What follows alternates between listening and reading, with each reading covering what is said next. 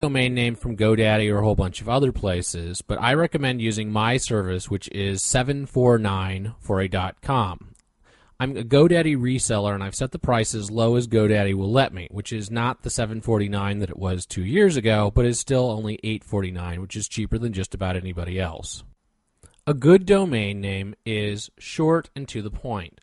While it's often hard to find very good short names, if you get something like mytotallysuperawesome.blog.com, no one is likely going to be able to type the whole name into their browser correctly without misspelling something. This is going to be bad for your user experience. So it's also going to appear to Google that you're trying to stuff a bunch of keywords into your domain, which is bad for SEO. Some people try and shorten their domain by using acronyms, but if no one's ever heard of the acronym, you can end up sounding like you're something else. So my totally awesome blog that becomes mtsablog.com starts to look like something other than what it was supposed to be. Don't pick a domain that treads on somebody else's trademark. It's very easy to think that it'd be great to be mylegobuilds.com or something else that uses a trademark brand in the name, but you could lose your domain. If you registered allmyfavoriteyoutubes.com, Google would likely come and take it away from you. If you're going to get a non.com domain, make sure you also pick up the .com and the full domain .com. So for the example, I'm going to put it .in, you'd want to make sure that you could also get I'm going to put it .com and I'm going to put it in.com. If you don't have all of these combinations, likely you're going to get people who either squat on your domain if you get popular, or people aren't going to arrive at your site when they're trying to. The next thing you're going to need is a hosting provider. I recommend DreamHost. They have very easy to install WordPress. They come with a lot of themes. They have pretty good reliability. And while they won't scale with you when you start to get tens of thousands of visitors a day, they're a great starting solution. If you use the promo code BWOPS, you'll get $97 off of your first year's hosting. This makes DreamHost an amazing value for getting started. After you've signed up for DreamHost, you're going to go to panel.dreamhost.com. If you click on Manage Domains and then Add New Domain, you'll be able to add your domain to your account. Simply add the domain that you want to add to your account, and you'll be ready to go. Next, you need to go back to the 749 for a .com and select Domain Names, My Domain Names. From here, you're going to be able to configure your DNS. When you click on your domain name in the My Domain Names tab, it'll bring up this screen. You then click on the Set Name Servers button towards the bottom of the page.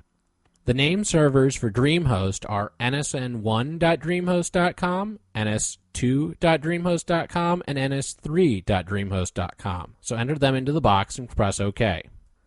You now go back to panel.dreamhost.com, click on Goodies, and then one-click Installs. From there, you'll see WordPress as one of the choices. Click on WordPress. In order to be able to fully customize your install later, you're going to want to choose Custom Installation. It will default to the domain that you've installed on your DreamHost account and automatically create database. These are fine. Just go ahead with that. In 10 to 20 minutes, you'll get an email from the one-click install robot at DreamHost telling you how to set up your WordPress site for the very first time. Follow its login address and set your admin user for WordPress. Once you've done that, go to Settings, General Settings. On this screen, you'll be able to set the name of your blog, what you'd like the tagline to be, how you'd like the date formatted, and a couple of other basic options. Next, click on the permalink settings. This is where you're going to set what the URL structure of your website is going to be. I've outlined here to use category, postname, -year, -date. This is going to give you the best option for SEO of your URLs. If you're going to have multiple authors contributing to your site, you may also want to add the author tag into the URL. But for basic websites, I find that this doesn't offer a whole lot of value and adds length to your URL structure. By keeping it clean and organized in this manner, you can also have some benefits from SEO in terms of the way your search results appear in Google.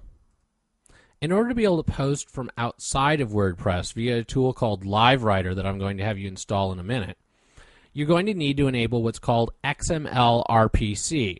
XML RPC is a publishing language or interface that allows WordPress to accept posts from outside of WordPress in a reasonably secure manner. Now comes the very first fun part, picking your theme. By clicking on the Appearance tab and then Install Themes, you'll be able to search for themes that you could possibly install. I am going to do a separate video on what makes for a good theme, so at this point I won't go into that.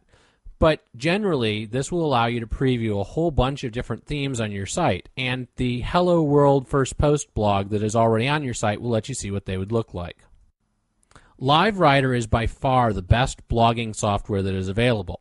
It's only available to Windows users. If you're a Mac user, install a virtual machine in order to be able to run LiveWriter, because there is no better platform for blogging than LiveWriter. It makes writing your blog posts as simple as writing emails or Word documents.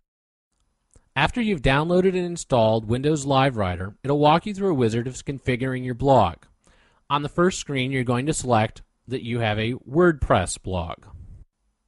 On the next screen, you're going to enter the address of your blog, the username that you chose in the WordPress setup, and the password you chose for WordPress. I typically set it to remember my password, assuming that my computer is secure. If you don't want it to remember your password because you have a shared computer, don't check that box. On the next screen, select the type of blog you have and set it to WordPress 2.2+. And in the posting address, you're going to put the blog address that you chose /xmlrpc.php. LiveWriter will then upload a test post, download your theme, and prepare itself for your first post. Now that you've done all those things, you should be ready to post. When posting to LiveWriter, make sure that you set a category or that you've added a category. Consider adding tags, and if you want to, you can set a post date so that your article won't post until a later date and time. There are certainly other optimizations that can